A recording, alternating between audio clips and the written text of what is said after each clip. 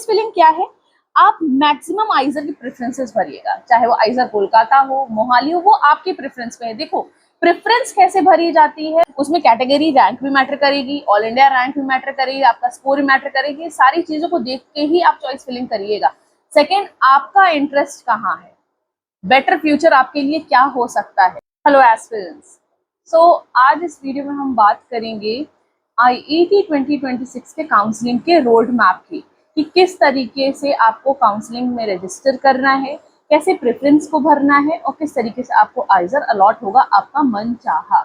तो चलिए शुरू करते हैं सबसे पहले। ठीक है, देखिए अगर हम रोड मैप की बात करें तो सबसे पहले आपने क्या किया था, आईआईटी का रजिस्ट्रेशन किया था, है ना। उसके बाद आईआईटी का एग्जाम दिया, देन प्रोविजनल आंसर की आई, रिस्पॉन्स शीट आई। होप सबने रिस्पॉन्स शीट अपनी देख ली होगी और आंसर की से मैच भी कर ली होगी, अपने स्कोर को निकाल लिया होगा। अगर तुमको रैंक चाहिए कि मेरी कितनी रैंक आ रही है, तो आप हमारे इस वेबसाइट पर जाकर आप यहाँ पर इसको देख सकते हैं। आप यहाँ पर जाओगे,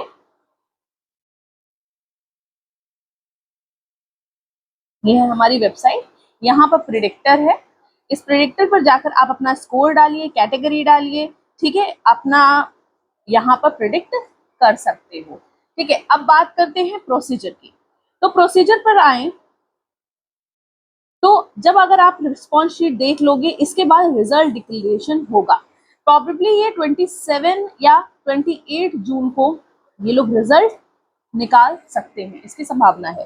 ठीक है, एक बार रिजल्ट डिक्लेरेशन हो जाएगा, उसके बाद अपना स्कोर कार्ड देख लीजिएगा, उसके बाद असली प्रोसेस शुरू होगा, जो कि होगा काउंसलिंग रजिस्ट्रेशन का। तो इतना रोड मैप समझ में आएगा किस तरीके से करना है। रजिस्ट्रेशन के बाद क्या होगा, अब उसकी बात करते हैं। ठीक है, तो यहाँ पर मैंने सीरीज भी लिख दिया है, that is registration, sorry result, then council registration, आपकी चॉइस फिलिंग होगी, सीट अलॉटमेंट होगा, फी का पेमेंट होगा, डॉक्यूमेंट वेरिफिकेशन होगा और फाइनली आपको एडमिशन मिल जाएगा। ठीक है, नाउ जैसे ही आपका रिजल्ट आएगा, चाहे वो 27 को या 28 को, प्रॉबेबली इन्हीं 2 डेज में आएगा, चांसेस हाई है इसके। सबसे पहले अपना स्कोर चेक करिएगा, ठीक है, ऑल इंडिया रैंक चेक करिएगा, ठीक है, AIR क्या होता है, ऑल इंडिया रैंक चेक करिएगा, ठीक है, कि आपकी रैंक कितनी है।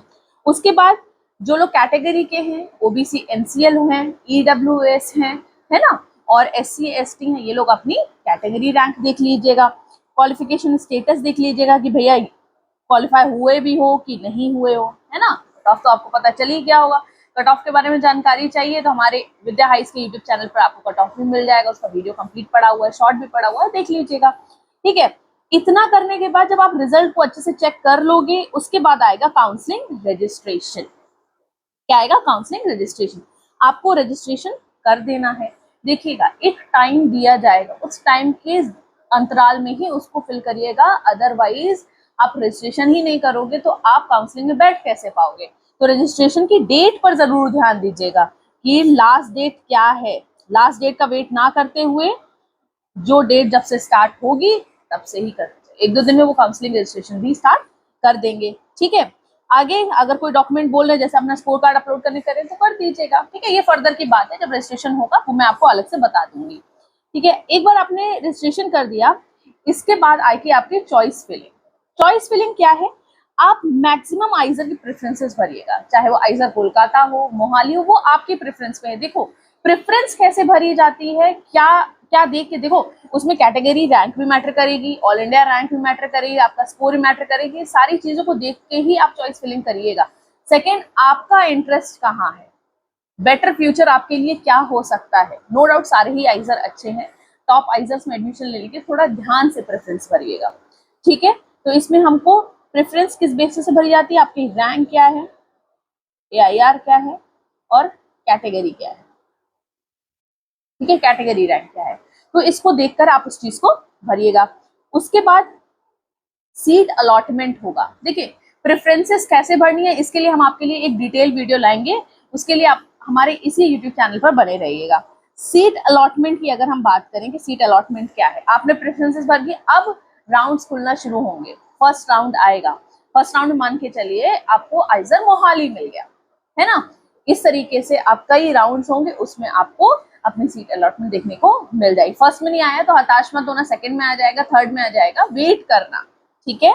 अच्छा, अभी मैंने बताया based on rank, category, preference क्या डाली है और सीट की अवेलेबिलिटी पर भी मैटर करेगा कि क्या आपको सीट क्या मिली है, ठीक है। 10 बच्चों ने भरा, सीट 7 ही है ना, तो प्रेफरेंस कैसे चली जाएगी, जिनकी रैंक हाई होगी उनको मिल जाएगा, ठीक है। तो ये बात हो गई सीट अलॉटमेंट की। अब जिसमें बच्चे सबसे ज्यादा घबराते हैं that is float versus freeze. ये क्या है, तो चलिए इसको मेरे बताने से पहले हम ऑफिशियल वेबसाइट से पढ़ते हैं कि इन्होंने फ्रीज और फ्लोट को क्या बताया है। इसके लिए हम इसकी ऑफिशियल साइट का नोटिफिकेशन, ये वो नोटिफिकेशन है जब आपने एप्लीकेशन पोर्टल पर अपनी एप्लीकेशन को सबमिट किया होगा, उससे पहले ये एडवर्टाइजमेंट इन्होंने निकाला था। तो ये तो आइजर से जो पार्टिसिपेट कर रहे हैं, ठीक है। एडमिशन प्रोसेस पर आते हैं। So entire admission counselling process will be conducted online. इन्होंने क्या बोला है, ये पूरी प्रोसेस कैसी होगी, ऑनलाइन होगी, ऑफलाइन कुछ भी नहीं होगा। There is no need of candidate to visit any IISER, कोई भी आइजर आपको जाने की जरूरत नहीं है काउंसलिंग के प्रोसेस पर। Candidate can check whether they receive admission offer by logging into their admission portal, ये भी चेक करते रहिएगा। चलिए, admission offer to candidate will given strictly based on following factor. Admission किस बेसिस मिलेगा, समझिए, सीट की अवेलेबिलिटी क्या है, ठीक है, आइजर में कोई भी प्रोग्राम की, आईआईटी की आपकी रैंक क्या है उस कैंडिडेट की, ठीक है, order of preference for their different academic program in their IISERs given by the candidate. आपने किस ऑर्डर में प्रेफरेंस भरी है उस पर भी मैटर करेगा कि आपको कौन सा आइजर मिल रहा है। इसीलिए कह रहे हैं प्रेफरेंस को बहुत ध्यान से भरिएगा, ठीक है। अगर आपको नहीं समझ में आ रहा है, इसके लिए हम आपकी प्रेफरेंस कैसे भरनी है, किसको पहले प्रेफर करना है, किसको लास्ट करना है, इसके लिए भी आपको एक अलग से वीडियो मिलेगी। स्टिल आपको लगता है कि मैं प्रेफरेंस नहीं समझ पा रहा हूँ, मुझे कैसे करना है, सिर्फ मुझे अपनी चॉइस पता है कि मुझे ये करना है, लेकिन मुझे समझ में नहीं आ रहा क्या करना है, तो उसके लिए हमारे विद्या हाइट्स की साइट पर एक आपको काउंसलिंग का ऑप्शन मिलेगा। यहाँ पर एक हमने काउंसलिंग प्रोग्राम लॉन्च किया है, बहुत ही मिनिमल प्राइस में आप इस पर रजिस्टर कर सकते हैं। इसके बहुत सारे बेनिफिट, आप जब साइट पे आओगे तो आपको सारी चीजें यहाँ से पता चल जाएंगी कि किस तरीके से काउंसलिंग होनी है। अंडरस्टूड, ठीक है। रैंक, पीडीएफ सब कुछ आपको यहाँ पर प्रोवाइड होगा, मिनिमल सी फीस है, आप उसको पे करके 1-to-1 वाली काउंसलिंग करा सकते हैं। बाकी हम यूट्यूब पर तो आपके लिए सारे वीडियोस आते रहेंगे, वो फ्री ऑफ कॉस्ट है, उसके लिए आपको कोई पे नहीं करना है, आपको सारी जानकारी इस चैनल पर मिल जाएगी। चलिए back to this, the category which the candidate, category पे मैटर करेगा, किस कैटेगरी से है, जनरल है, ओबीसी है, एनसीएल है, एससी है, एसटी है।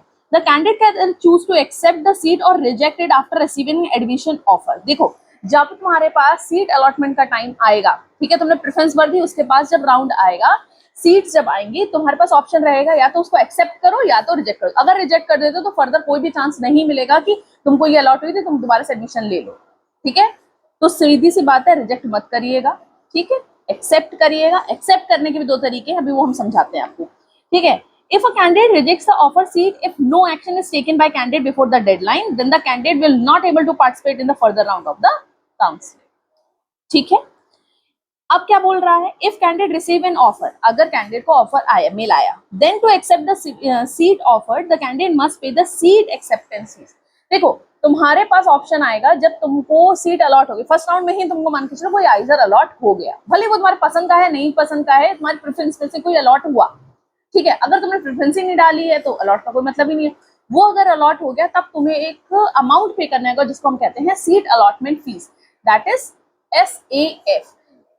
जनरल, ओबीसी, ईडब्ल्यूएस, पीडब्ल्यूडी के लिए 35,000 है, वहीं SC ST के लिए 12,500 है, जो नॉन रिफंडेबल है, ठीक है।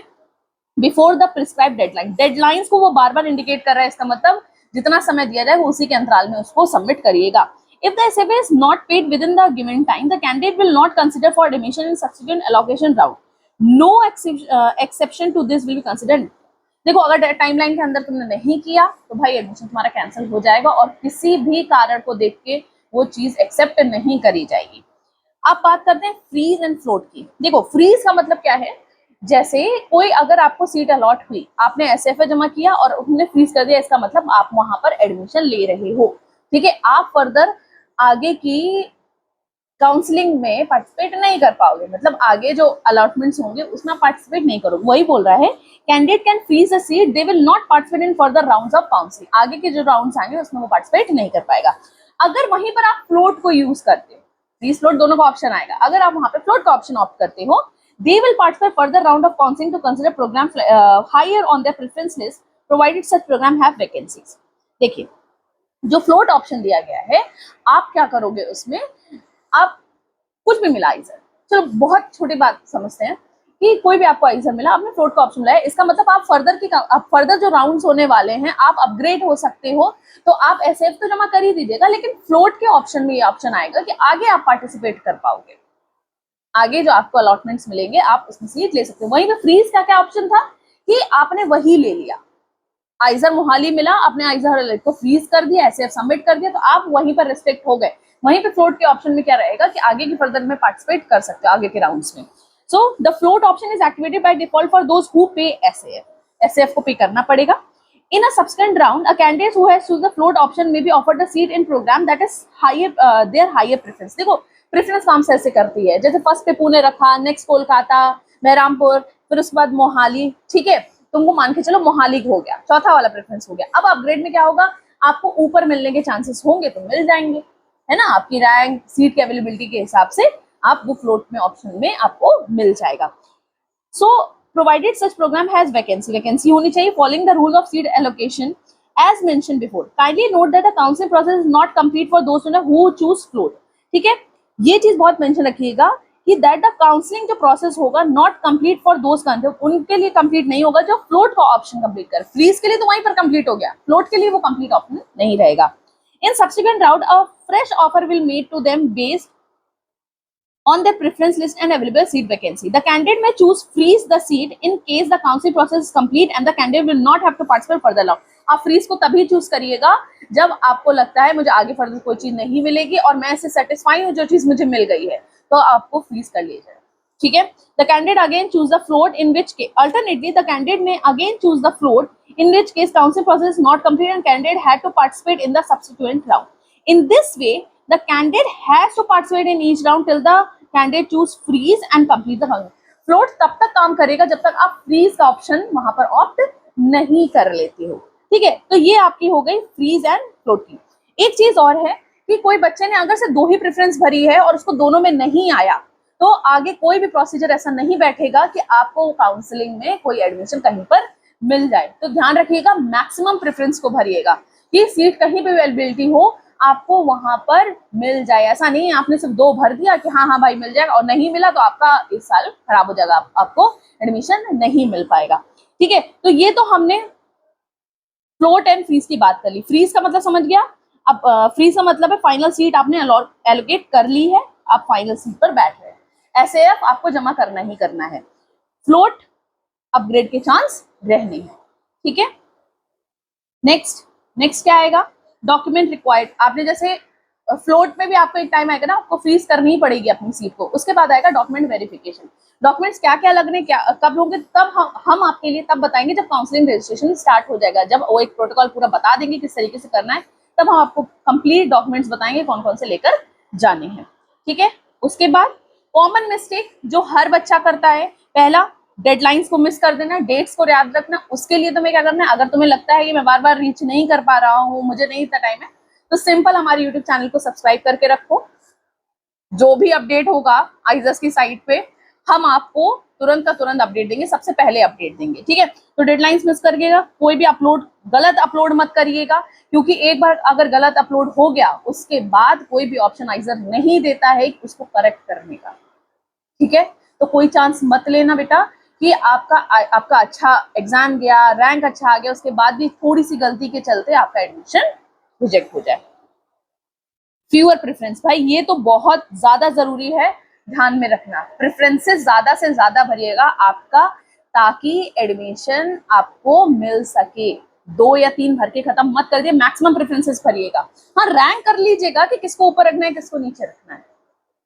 ठीक है, तो ये सारी बात हो गई हमारे उसकी। तो फाइनल एडमिशन आपका हो जाएगा, फी पेमेंट करिए। अच्छा, फी पेमेंट जब आप करोगे, सेमेस्टर की फीस पेमेंट करोगे, जो आपने एसएएफ करा था वो वहीं पर एडजस्ट हो जाएगा। जस्ट फॉर एन एग्जाम्पल, ठीक है, हाइपोथेटिकली मैं उसमें बता रही हूँ कि 40,000 सेमेस्टर की फीस है, ठीक है, 40,000 सेमेस्टर की फीस है, आपने 35,000 एसएफ भरा था, तो ये इसी में ही एडजस्ट हो जाएगी, ठीक है। ये ऐसी है नहीं, लेकिन बस मैंने आपको समझाने के लिए बात बताई है, ठीक है। और हर आइजर की फीस अलग अलग वेरी कर रही है, ठीक है, वेरी करती है। तो ये मत होना कि इसका एसएफ हो गया उसके बाद भी हमें इतनी फीस पेमेंट करनी पड़ रही है ना, तो ऐसा मत करना, प्लीज पूरा ब्रोचर पढ़ लेना उसके बाद काम करना, ठीक है।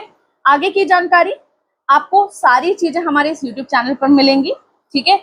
एक वीडियो हमने आपके लिए बताया था, जो बच्चे कंफ्यूज हैं, जिन्होंने जेई भी दिया है और आईआईटी भी दिया है, फिर भी नहीं समझ पा रहे हैं किसको चूज करना है, तो उसके लिए ये वाला वीडियो आप देख लीजिएगा, ठीक है, कि कौन सी डिग्री ज्यादा पे करती है, क्या आपकी प्रेफरेंस क्या है, ठीक है, आपकी चॉइस क्या है। इसके लिए हमारे चैनल को आप सब्सक्राइब कर दीजिए, ठीक है, सारे नोटिफिकेशन आपको मिलेंगे। और अगर आपने अपना रिस्पॉन्स शीट देखी है तो अपनी रैंक को प्रिडिक्ट करके हमारे प्रिडिक्टर से अपनी रैंक इसके कमेंट सेक्शन में बताइए, ताकि हम आपको आपकी प्रेफरेंस बता सके। कोई भी क्वेरी हो जल्दी से कमेंट करो। All the very best.